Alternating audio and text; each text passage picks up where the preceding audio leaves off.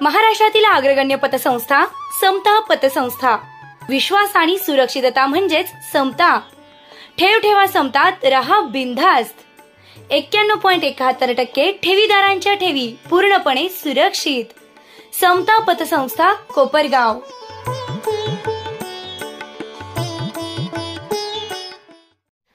अयोध्या येथे होणाऱ्या ऐतिहासिक प्रभू श्रीराम मूर्ती प्राणप्रतिष्ठा सोहळ्याचा उत्साह सर्वत्र असून त्या निमित्तानं विविध धार्मिक सामाजिक कार्यक्रमांचं आयोजन सर्वत्र सुरू आहे। त्या पार्श्वभूमीवर कोपरगाव शहरात रामलल्ला प्राणप्रतिष्ठा आनंदोत्सव सोहळा व समस्त कोपरगावकरांच्या वतीनं गोदावरी नदी स्वच्छता अभियान राबविण्यात आलं होतं। सदर स्वच्छता अभियानात समस्त कोपरगावकर, विविध शाळा कॉलेजेसच्या विद्यार्थ्यांनी सक्रिय सहभागी होत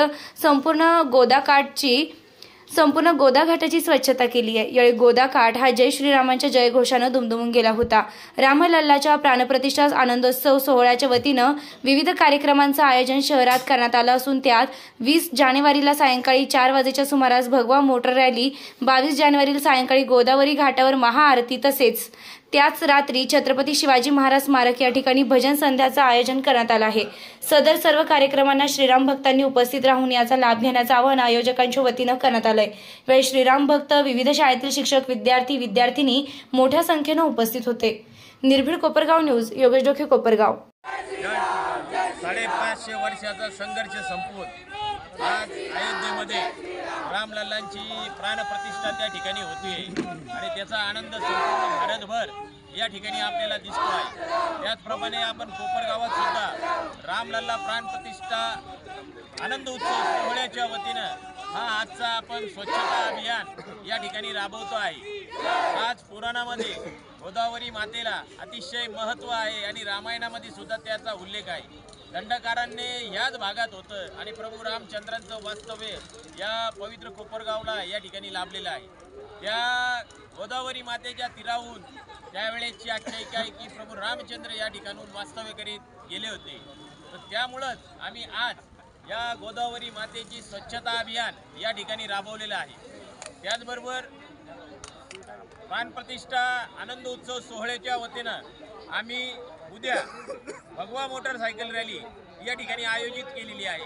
मी आपल्या माध्यमातून संपूर्ण कोपरगावकरांना आवाहन करेल का त्या ठिकाणी सुद्धा आपण सहभागी व्हायचं आहे।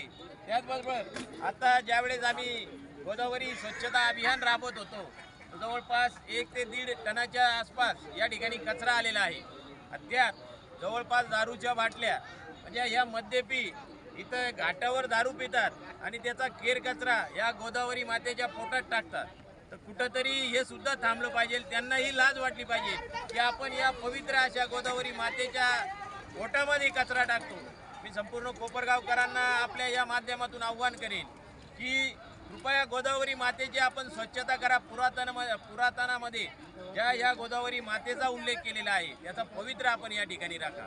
आज आम्हाला आमच्या आव्हानाला रामलल्ला प्राणप्रतिष्ठा आनंदोत्सव सोहळा या समितीच्या आव्हानाला प्रतिसाद देऊन इथं आमच्या बरोबर बऱ्याचशा शाळा कॉलेजेस या ठिकाणी सहभागी झाले। मी त्यांचे सुद्धा आभार मानतो आणि भगवा रॅली उद्या दुपारी 4 वाजता विघ्नेश्वर चौक इथून चालू होणार आहे।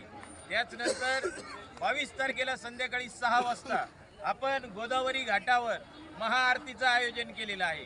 त्या महाआरतीत सुद्धा प्रत्येक कुटुंबाने आपल्या 5 पंत्या घेऊन या गोदावरी मातेची आरती करण्यासाठी या ठिकाणी उपस्थित राहायचं आहे। त्यानंतर संध्याकाळी 7 ते 10 वाजेपर्यंत छत्रपती शिवाजी महाराजांच्या स्मारकापाशी आपले संगीत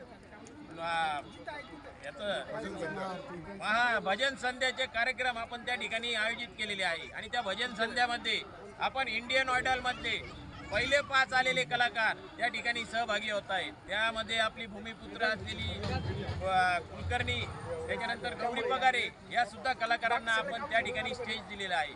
म्हणून त्या ठिकाणी संपूर्ण कोपरगावकरांनी प्रतिसाद देऊन या इंडियन आयडलच्या कलाकारांचा सुद्धा उत्साह वाढवायचा आहे। पुन्हा एकदा मी रामलल्ला प्राणप्रतिष्ठा आनंद उत्सव सोहळ्याच्या वतीनं तमाम कोपरगावकरांना शुभेच्छा देतो आणि आमच्या प्रत्येक कार्यात त्यांनी हिरिरीने भाग घ्यावा की हा संपूर्ण उत्सव हा कोपरगावकरांच्या वतीनं आपण आयोजित केलेला आहे। एवढं बोलतो आणि थांबतो। जय हिंद।